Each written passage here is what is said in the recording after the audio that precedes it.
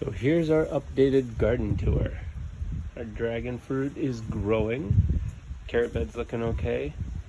This is a Florida Seminole pumpkin, which is, there's a couple pumpkins actually growing on this thing now as of yesterday, which is really cool. And actually why I'm doing this video, letting this Thai basil go to seed so it hopefully attracts some bees.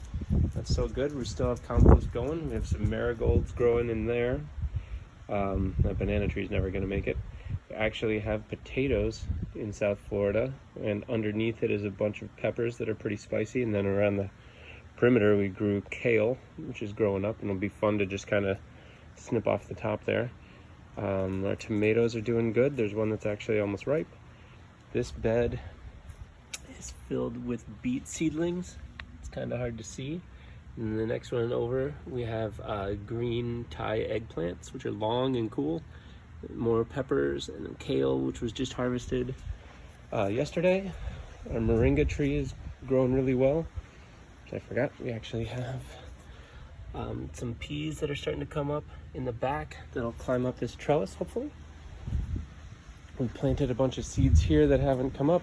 Lemongrass is getting eaten by my dogs. Then 3 different tomato plants that I think aren't getting enough sun. So those aren't doing very well, honestly. Then our pak choi is doing good. There's a couple other things in there. Some dill in the front you can see. Pineapple plants, there's 2 of them that are doing good. They haven't produced, but they're still alive. Thai basil is winding down. Then as you come over here, our tiger's keeping everything safe. We have a bunch of ferns that are growing out of this stump, which is cool enough, getting covered in moss, which I love. And I actually brought some moss from another part of the garden for our fairy village here. And it's living, which is great. We just cut those today to clean them up a little bit, cut back the begonia. And then this is all new here. We moved these stones and pulled all the weeds and grass, or most of the weeds and grass. And we actually have some Asian greens that are just sprouting in the last day or two. That'll hopefully fill most of this area. They do good in the shade. And we have 2 banana plants that are ready to get in the ground in a week or so.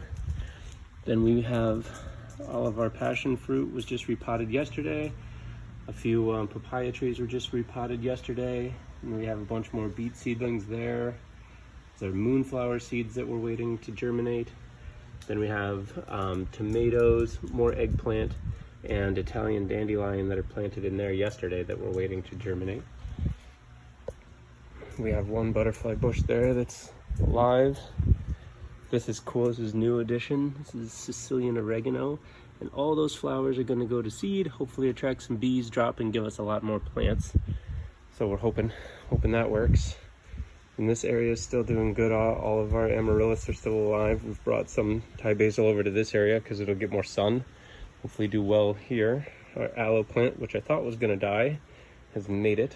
We've got, I think they're called white paper irises. There's 1, 2, 3 of them. Hibiscus is getting bigger. It's got a bunch of flowers that they open in the morning and at night sometimes. Mexican heather's looking a little dry, but that's okay. It makes it. More pumpkins there. Then on this side, we just pruned this up today. Can't even see it, so dang bright out here, but that's our bonsai. And then ginger and mother-in-law's tongue, and my dog dug up a bunch of my pentas here, but on this side of it I'm going to put a papaya tree, so that'll grow up and be nice and centered and get plenty of sun and give us plenty of fruit. So that's where we're at now.